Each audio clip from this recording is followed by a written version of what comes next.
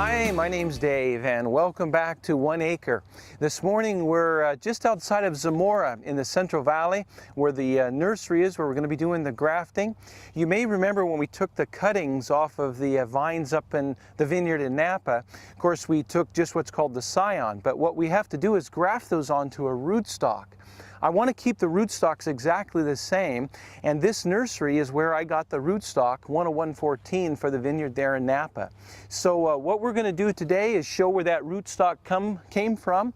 We'll also talk to a friend of mine. You can see him down the road there just a little bit, Frank Lopez. He's an industry leader in grafting and in nurseries, and we'll see where the rootstock is actually grown, and then we'll see how all of that comes together. So let's walk down, we'll have a talk with Frank.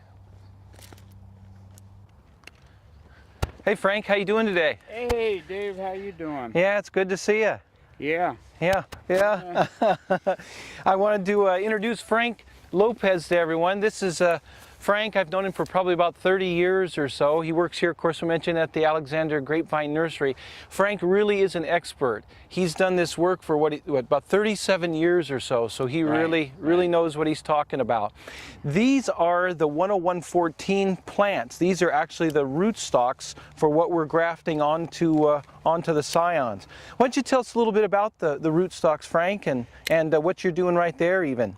Well, we're making a cutting right here. We usually start with about a 12-inch cutting. In your situation, we chose 10114 because it seemed like the rootstock to use for your area. Since the phylloxera invaded the valleys and all of California, a lot of people have been going to a different rootstock. Yeah.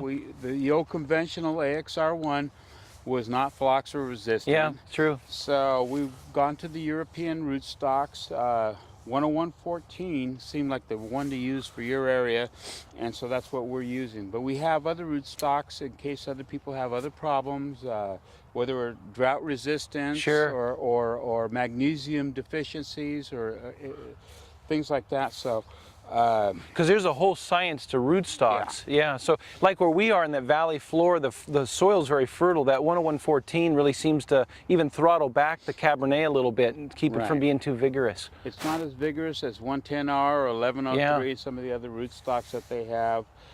So that's the one we chose for you, and it seems to be working good, I think. Yeah, it is. It works great, yeah. Okay. Well, let's go up and have a look at where they're actually doing some of the work and piecing some of the grafting together. Yeah, we'll head up there. Okay. Come on in, Dave. This is where we do all our grafting. Oh, nice. Oh, it's nice and warm in here. Yeah, it is.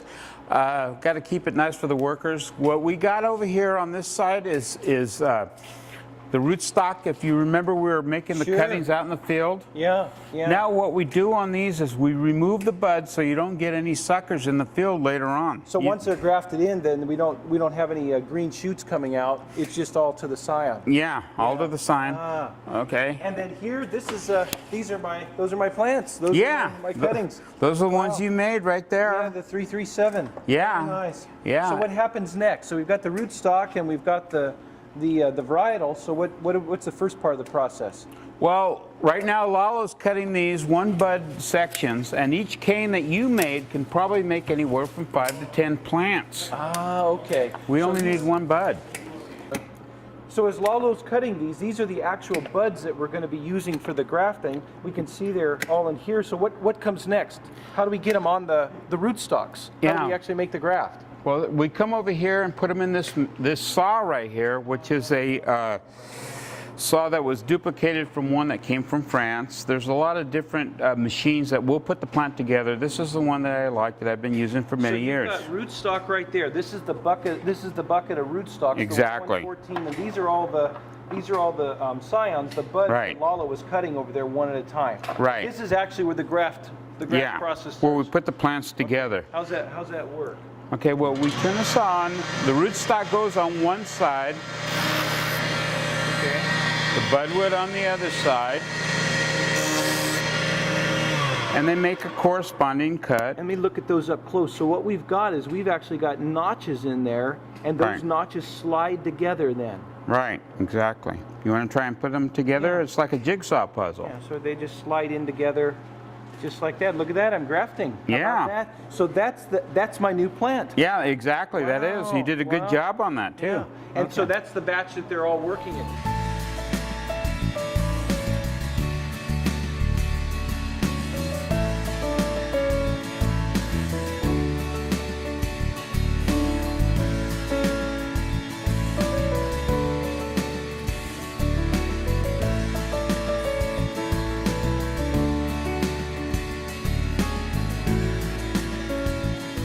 So of course, I can't take this and plant this in the ground. What Right. happens next? What's talk about the callousing aspect of it? That's a very critical part. This has to be, we use peat moss, everybody else uses, I mean, everybody has their own way of callousing, but you have to keep the entire plant moist until it heals in right here. Ah, and where's that taking place?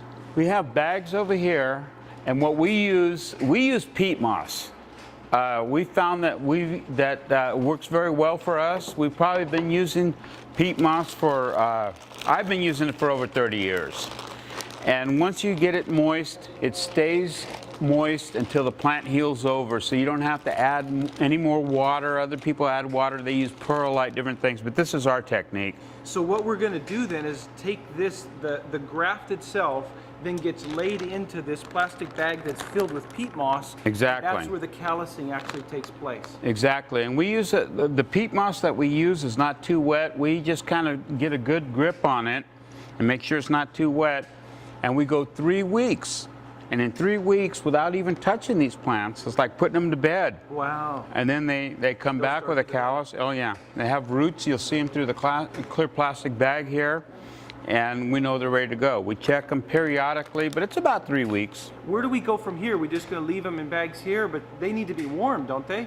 Oh yeah, we have the callusing room. That's our next stage. We take the bags from here and we put them in our callusing room, which is in a different building. Yeah. We put them on this stand and we fill up that stand, and then we take them to the callusing room. Can I see the callusing room? Sure. Okay, Oh let's yeah. sit over there. Okay.